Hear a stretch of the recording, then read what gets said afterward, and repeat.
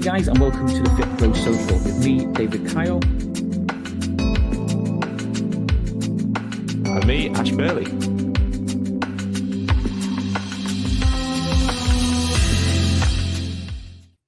Good morning, everybody. Oh, yeah, morning. It still is morning. Just check what time it is. I've been up since the morning.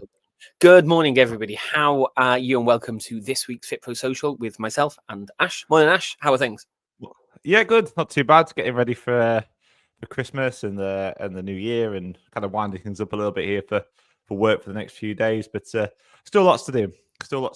Hectic week, but all right. Yeah, I'm all right. All right. And I think what you just said there is basically what we're going to talk about today. Because obviously, as you can see, I'm not in the office. I'm not even in South Wales. I'm back up north in North Wales for a couple of days to see the family, which got us thinking. And obviously, what you were saying you were doing as well is, should we work over Christmas or should we actually take complete time off, or are you doing a bit of both? Are you working a couple of hours and having some time off, or you're having time off but you're there for emergencies, or you're only available for an hour? Kind of like, what is your situation? So as usual, this is the FitPro Social, so if you've got thoughts on this, let us know in the comments on what you plan to do and why you're doing it and what your thoughts around it, and we'd love to let you know. But Ash, for yourself, what are you doing? Well, yeah, I suppose that's probably the best way to start. What we both do for our businesses, then we can kind of dig into maybe what we did in the past as well, and things like that.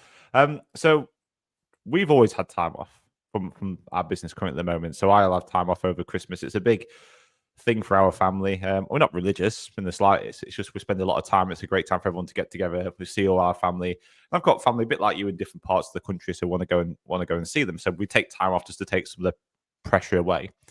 Now, I'm saying I take time off. Officially, we have dates we have off. So normally we have off between today. We'll generally finish today.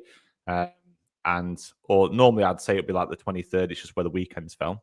And then we'd basically work until, stay off work until around the first week of January. So just after like the 2nd or 3rd or something like that. However, this year, because of the way the weekends have fell, it's pretty much going to be today to the 6th, just because of how it's worked out. But generally speaking, we kind of have that time off, and officially our offices are closed till then. So nobody's really in the office.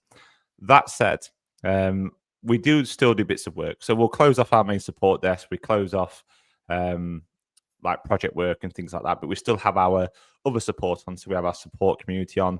So people can, if they need help whilst they're doing things over this time of year, we're there to go and help them. But all we say to them is that we're going to cut things back a little bit. So we have reduced hours in there. So I might go and check things for an hour a day. Jed might check things for an hour a day. We also do have some VAs that work for us as well, and they're also going to be in those groups checking and making sure things are okay. And what we do anyway, what I've done recently is I've set up SOPs for them. So basically what happens is if there's any things that need my attention, Joy, my VA will send those through to me at the end of each day and let me know these things need your attention, ideally before you go back in the new year, and keeps me up to date. So officially I'm off, but I'm still there in case I am needed. That's how we kind of do it for me personally. That's how I do it anyway. Yeah, it's a tough one. So like this year, we've got a real big intake for the 26th. We've got lots of new people starting for the 26th. And I am going to be working on the 26th to make sure everything is live. So we've scheduled as much as possible, planned as much as possible, but we're in one of those positions where I just need to make sure they go live and they go live correctly. So as great as planning and automating and all this stuff does, with what we've got set up now is if ads don't go live successfully on the 26th, then we're going to have a lot of fitness business owners hunting us down because they want to cash in on this Christmas, New Year, New Me period. So it is one of those tricky ones. And I remember with the studio, like we'd always have a one session on Christmas Eve, and then we'd close for Christmas. And we'd then, I think it all depends on when the weekend lands really as well. And I think a lot of us will be in that situation where the weekend lands or where Christmas lands, I mean. So like if Boxing Day was a Sunday, then we probably wouldn't put anything on. And if we were, it would probably just be myself doing it and Mhm. giving the staff off. But yeah, it's one of those tricky ones where I think I was going to say how much you love it, but I think it's all circumstantial, if that Mm. makes sense. It's all based on your life. After all, business Mhm. is your vehicle to getting you to Mhm. where you want to be. So whether you work over Christmas or not, I think it's based on your situation and what you want from that situation. You think? Yeah, 100%. I think you need to first decide whether you want to have that time off, whether it makes no difference to you or not, or would you rather do something else? Would you rather take advantage as well, which, like I mentioned earlier, officially I'm off. I'm going to do this in inverted commas. I will be doing some work. I'm going to take advantage of the fact that most people think I'm off. Most people will assume that I'm off. So you don't tend to get as many distractions over this time of year. So for my business, anyway, that's the case. So because of that, I can use that to my advantage. So I can use some of that freer time, if you like, to do some important things that I need to get done or things I wanted to get done earlier on in the year that maybe I couldn't. So I do think it's very much down to your business, your goals, your ambitions, what you want to do. And kind of like you said there, like also what's actually happening. Like because of the way things have fell, 26 is an important date for you. So you have to go and get the work done. You have to go and do it. That's what the business is. The business requires you to go and do that. Where in other businesses, that's not the case. If you worked in the pub trade, for example, you're going to be working constantly over this time of year. You work in the restaurant trade, you're probably going to be working constantly over this time of year. It really just does depend on your business and where you want to go with that business and the things you have to go and do. If I compare this to my family business, my dad's business, and my brother's business, they work in manufacturing and fabrication, so they're closed. Like literally, they will close today, and they'll not go back until the 6th. That's it. Nothing happens. Nothing runs. There's nobody there. There's no staff in there. There's no one taking anything that comes in because their entire industry closes. Their suppliers are closed. Their customers are closed. So, like, what's the point? So, I guess it really does depend on your situation, your circumstances, and things like that. So, Yeah, what yeah, I can definitely see that because I remember when Holly used to work in just like in the shops, retail? basically in retail. That's the question. That was the one. They weren't allowed to have December off, and I remember now, like you're saying that, I remember coming back now in January. We never allowed staff to have time off when we had the studio because we know that was the most important month. We all know February, March is probably our bigger months, but when January comes and we get such a big intake, we don't want to let clients down. We need to make sure it's a smooth onboarding as process. Because last week, if you've not watched last Mhm. week's episode, go and check that out. We talked about January having shit clients, shit new clients coming in. We needed to make sure that they still got the best experience possible. And if it was going to be a real big January rush, which a lot of us hoped for, Mhm. we couldn't be down staffed. We couldn't be missing staff members. So yeah, we would never let staff have time off in January. It was just in their contract, and they all kind of knew that was the situation. Yeah. I tell you what's interesting. I wouldn't mind talking about. So we're chatting now about staff and teams, and you talked about having your staff being their support stuff. I've just talked about there having people working whilst I'm off. So we're in a position, I guess, where we have to go and do some work, but we also have people that can help us, which gives us a little more flexibility in terms of what time we have off Yeah. over this period. But what about if you're a solo person? What if it's just you? Maybe it's just you running an online business. Maybe it's just you running PT. Your gym's probably open every single day, bar from Christmas Day and New Year's Day. So, what do you do in that situation? I think it comes back again to, like we talked about earlier, your personal situation and how you want the business to operate and run. So we've talked about this many times now. The business is your vehicle. It's the thing that you've decided to get you to where it is you want to be in your life. Like if you decide that you want to be doing 50K a year with 5 holidays a year, and you decided the fitness business is the way to get you there, then that's the tool that you're using. A lot of us stumbled into becoming a FitPro. Like it wasn't planned to, I want to earn 50K a year with 5 holidays a year.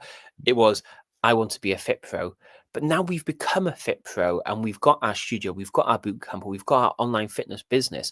We now need to start taking it way more serious and not count it as a hobby or Mhm. just a way to make some money just to buy my time because this is not my full-time career.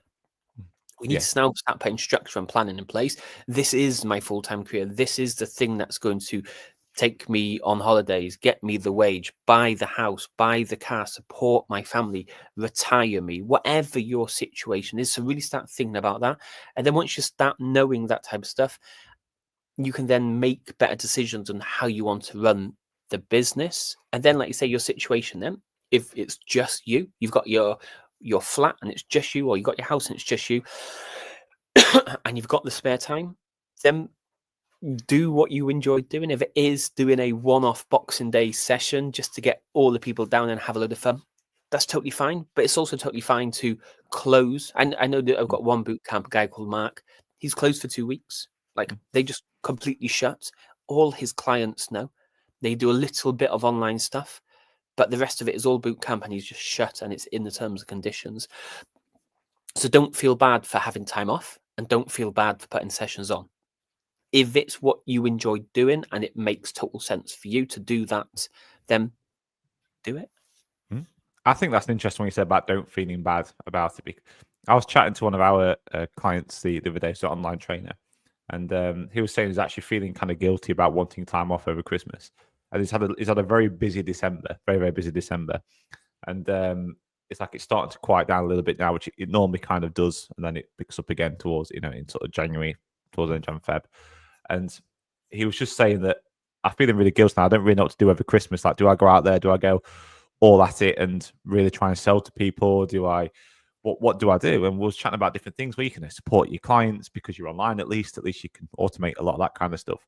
They said he was feeling quite guilty about not doing his like daily rounds, the things he has to do to keep his business moving forward over the Christmas period. And I do think that's quite an interesting thing. I think when you're on your own, when it is just you, the responsibility is just on you. And I think it must be a bit of a battle sometimes. Like you feel like you're being forced to have this time off. Like you feel like society says you have to have this time off. And just like you're saying there, Dave, like you choose. It's entirely up to you. Like I always say to people, there's consequences for everything that you do, and those consequences can be good consequences, they can be bad consequences, they could been negligible consequences, but whatever decision you make, there's always some kind of consequence from it. And I think as long as you understand what that means for you and your business, and it helps you get to where you want to be, it helps you create the lifestyle and stuff that you want, then there's nothing wrong with saying I'm going to have this time off, because in reality it's probably in most cases not going to cost you as much as you think to have that little bit of time off. Yeah, I'm kind of understanding where you're coming from here now. I think the pressure of feeling like you still have to keep delivering to paying clients is weighing on your mind. Like, should I be sending them all a Christmas card? Should I be buying them a present? Should I message them on Christmas Day? Do I need to put sessions on? Do I need to give them meal plans to support their Christmas diets? Or do I need to get them all booked in to reassess them for the New Year goals? You probably got loads of different things. And I'm saying all this stuff, and you're probably thinking, shit, I didn't even think of that. And you're hearing it from loads of other places, and you think, I should be doing that, should be doing this, should be doing that. I think once you decide what's best for you, this needs to be communicated to your clients as soon as possible. You need to say it instantly to your clients so they know what's going to happen. So if you tell them, I'm having Boxing Day off, Christmas Eve, Christmas Day, and Boxing Day off, and I will be completely unavailable because I'm going to be with my family. I will be back in contact or back in work on the 27th. Look forward to speaking to you all then. They know. They know if they message you, they're not going to get a response. They know what's going to happen. But I think not telling people about your plans is asking for issues. Yeah, because you're going to get people that are going to make assumptions, or they're going to go, well, I'm back at work now. I can always remember once, this was years and years ago when I first started online, I worked most of it apart from Christmas Day. And I kind of wrongly assumed that because it's Christmas Day, I wouldn't get a message. I wouldn't have anybody asking me about anything like that. And I thought it was Christmas Day. No one's going to do that. It's Christmas. And I got one. I got a message, but it wasn't bad or anything. And it came through from someone in Australia, an Australian client that I had. So for them, it was Boxing Day. It wasn't Christmas Day because they got there before us. And I actually, for a second, I was going to go back and say, why are you messaging me on Christmas Day? Like, it's Christmas. I was like, you don't need to be asking me these kind of questions on this day. And they said, well, it's Boxing Day for me. I had no idea you weren't working. And it made me realize that you you should never ever make assumptions with stuff like that. Never make assumptions. Just add that level of clarity in.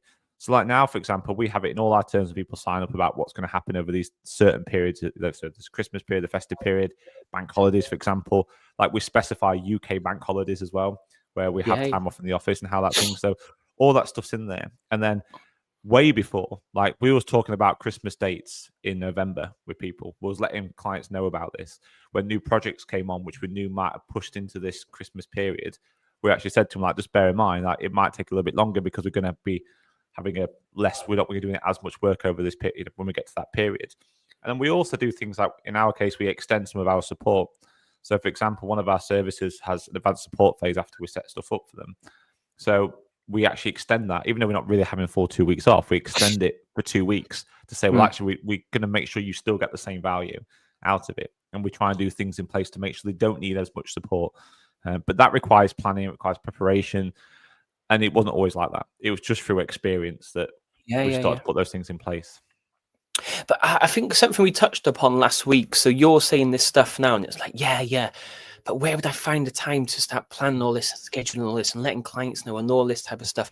But something we said last week was once you've done it once, save it in your SOPs or in your Google Docs or wherever you do this stuff. So next year, it's all done. You just copy and paste.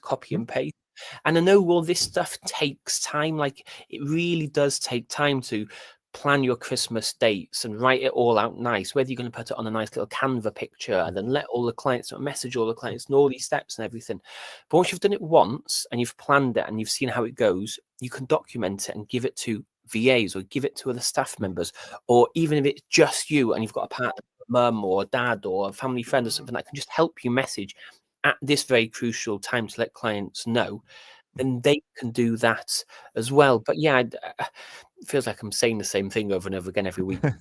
Start what you do, because next year you just copy and paste and it's already done. You don't need to stress or worry about it next year because you've done it already this year. You've trialed it.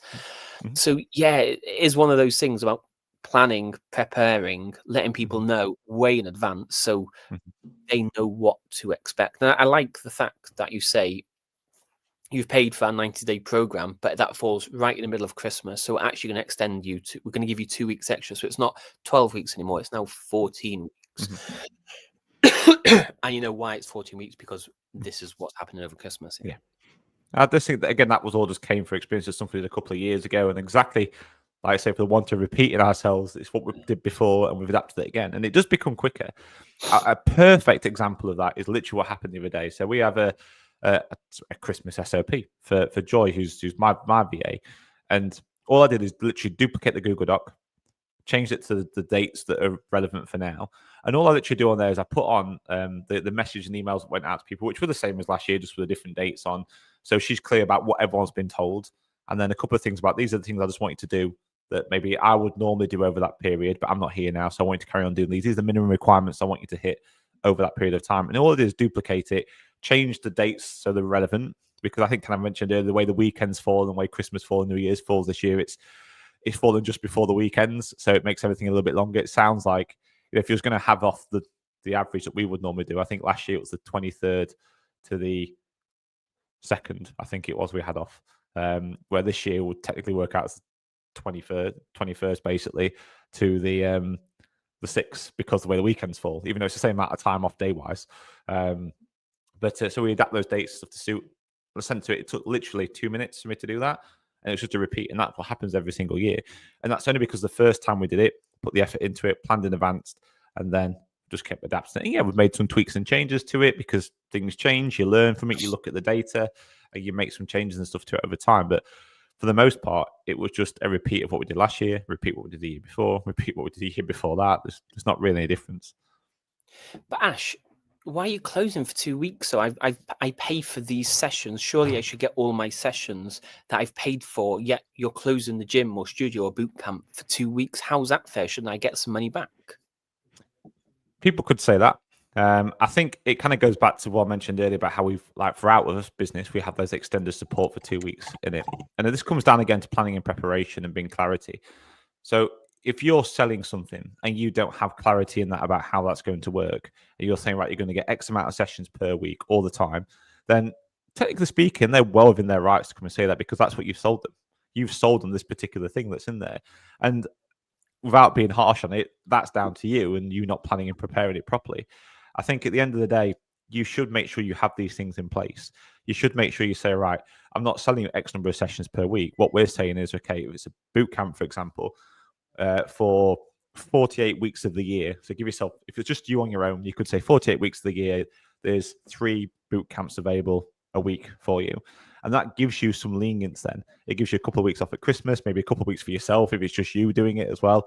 And then that's what they purchase. So they've not purchased a year's worth of access or 12 weeks of access or whatever. They purchased something different, like 48 weeks of access to it. And again, as long as you have that clarity beforehand, that question should never really come up. And I think as long as you've got that within your terms and conditions, you can handle it and say, well, actually, this is what you agreed to. And there should be some clarity there anyway. Like I kind of mentioned earlier, anyone that signed up within the past 3 months, basically with us, where it fell into Christmas, the first thing we said to them is we highlighted that fact that it's in the terms for them, but we highlighted it to them so they're very clear about this is what will happen if you want to go. Are you still okay to go ahead with this? So we did that. Yeah. So you touched on something then that I've never done, and I struggled to get my head around it because I've never done it. So I know a lot of people operate on this. So they say they work a 48-week year or they work a 50-week year. Yeah. But then you do your math. So it's 48 you work. Well, then you're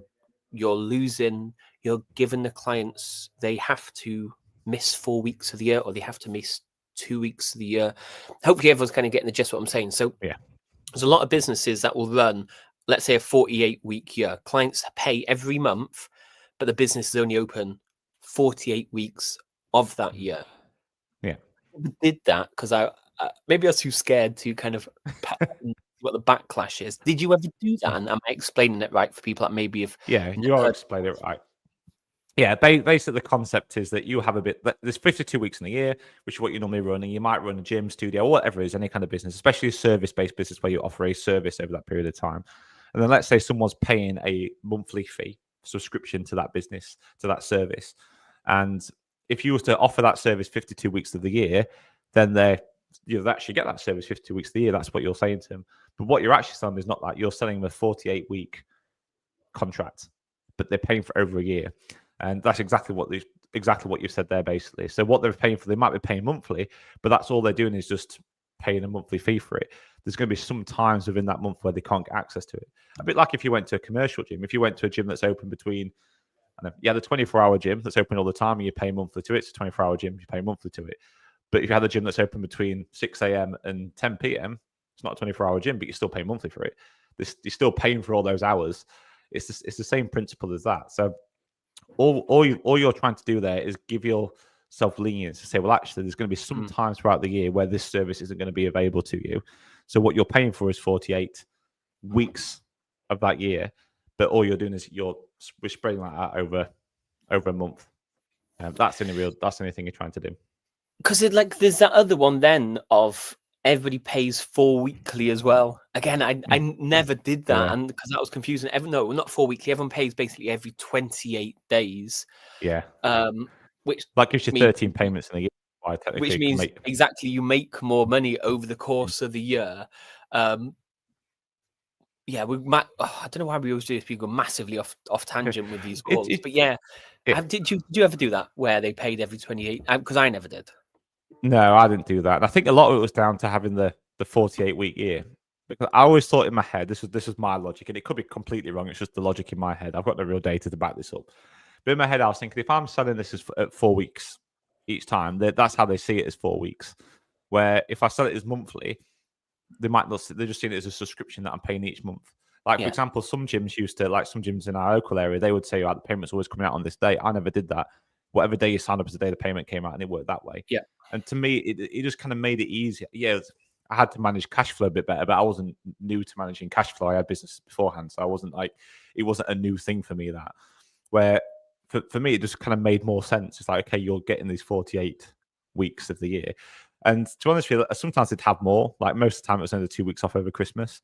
But I wanted to make sure I was covered in order to go and do it. So I never really did the 4 week thing.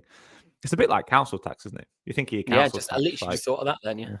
Yeah, like you can pay 10 months of the year, can't you? 12 months of the year. It's the same kind of thing, same principle. They have a couple of weeks off or they change stuff, don't they?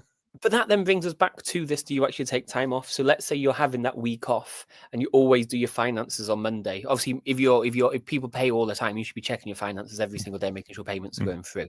mhm, But let's say you are taking those 2 or 3 days off, and client's payment failed on the 23rd, and then you didn't check to the 24th, but then you're off on the 25th and 26th and 27th. Like, and then you message clients on 28th because they haven't paid, and mm, you've like, it all starts to get a bit tricky. So yeah. yeah, it's not. It definitely comes down to your situation, Mm, your current personal situation, whether it makes sense to work around Christmas, not on Christmas Day, of course, but mhm, around Christmas, and then we'll come back then to how you've nurtured your clients. mhm, Are they prepared to be closed? Are they prepared to have less sessions? Are they prepared to be ignored, or there's no communications? Are they ready for what your situation mhm, is over that time period? So then when it arrives, there's no upset clients, there's no grumpy clients, there's no you getting stressed, there's no family members or partner shouting at you for working when you shouldn't be mhm. working, and everything is nice and civilized as much as possible. Yeah.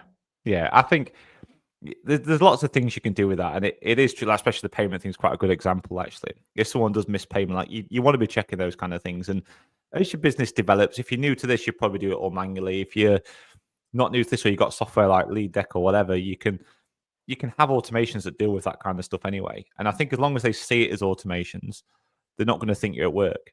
I can remember once I used to do this in a way where it looked like it would come from me all the time. Like I was adamant, I don't want it to seem like an automation, or I do it manually sometimes. And that gave the impression that I was at work. So then they start Yeah. asking me about other stuff. So these days I try and make it very clear, like what is an automated do not respond to this type thing, as opposed to like what's not. So there's clarity around that. And again, adding it into the terms, like they know these things are going to happen. So like it's all there from that automated follow-ups on it. The payments are still going to come out. All these things is made clear beforehand. They are sometimes that clarity doesn't get put across, but I'll talk about that in a minute. Kind of links to what we Yeah, talked about last week. that's such an interesting one, because I've come across two different aspects of this before. The first one is you suddenly have a finance person, let's call her Jenny. Mhm. It is you, but for the clients and signed off, all the Yeah. emails, all the text messages, everything is signed off as Jenny or Mhm. Clive or Ash or literally Mm. any name you want. Yeah. So when you're Pick a name. messaging clients about payments, you sign it off as the other person who you Mm. say is the finance person. So then they talk to you differently compared to how they speak to Mhm.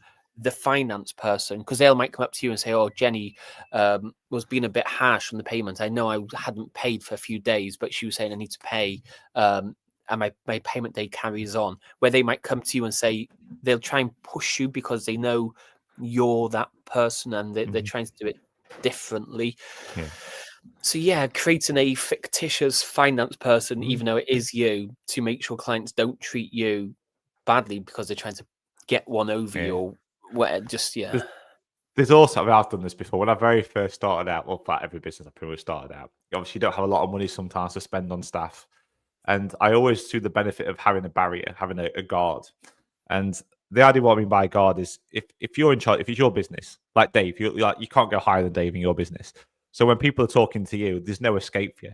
You yeah, can eventually you get the you start getting more experience in it, and you realize you can say, I need to go away and think about this to give you a better answer.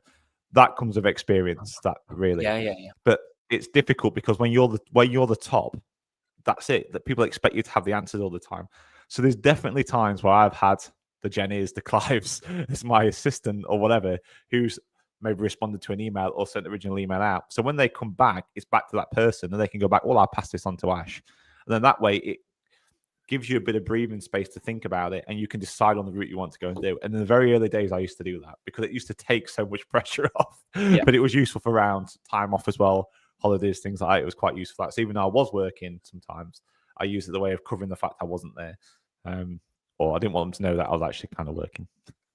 Not these days though, but I used to. Yeah, it's such a unique thing that we have to do, because clients will try and they're not taking the mick, but they're just chances in their hand a little Scope bit. creeps. That's Yeah, what yeah, a yeah. friend of mine, an old coach of mine, said he used to call them scope creeps. Not like it was a not like it's a bad thing, not like you're a creepy person. And I think it's in human nature sometimes. If there's a bit of rope given, you'll keep pulling on it.